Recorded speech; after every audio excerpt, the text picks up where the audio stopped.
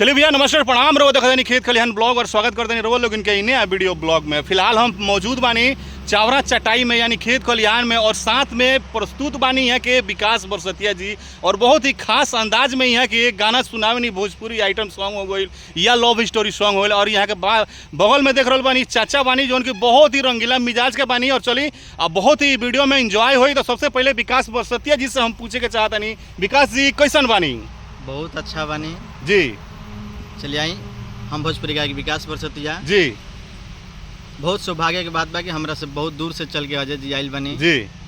इस channel पे जे भी देखता जी नया पुराना गाइस सब के स्वागत बा जी। यहाँ के जौन कहे हम दूगो गाना गावे के हम यहाँ के सुनाए तो चलिए अच्छा लगे। सबसे पहले विकास जी एगो लव स्टोरी सुनाई, साथ में बानी चाचा जो उनके बहुत रंगीला मिजाज का बानी। चली चाचा जी कैसन बानी? बहुत अच्छा बानी। तनी कस के बोली। अच्छा बानी। विकास जी कुछ ऐसा गाना सुनाई न कि चाचा के जो जवानी के दिन जोन बा न वो याद आ जाओ।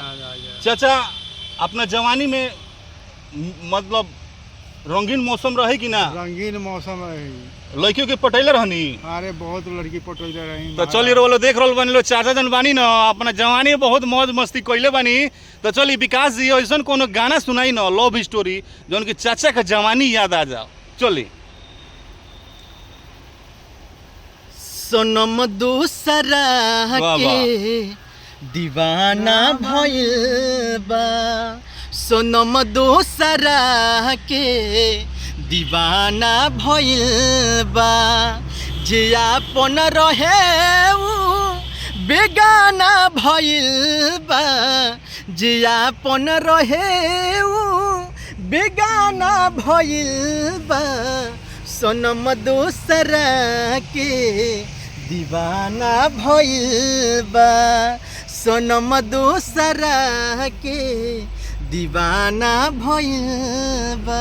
वाह वाह वाह वाह। चाचा कैसा लगल? बहुत अच्छा लागल। कुछ याद आई जवानी के दिन? जवानी न कहीं बर्बाद कर दी। तो चली देखी रउआ खातिर एगो और गाना हम सुना जाते हैं विकास बरसतिया जी जो उनकी काफी नया नया अंदाज में यहाँ के गाना निकाले नहीं, बहुत सारा एल्बम बा चैनल पे और देखो नहीं इंजॉय ली। तो चलिए विकास जी कुछ ऐसा गाना सुने चटपटा जो एक घड़ी के नया जमाना में जो चलता कि चाचा के मिजाज जौन बा एकदम रंगीन हो जाओ। चलिए ठीक बा।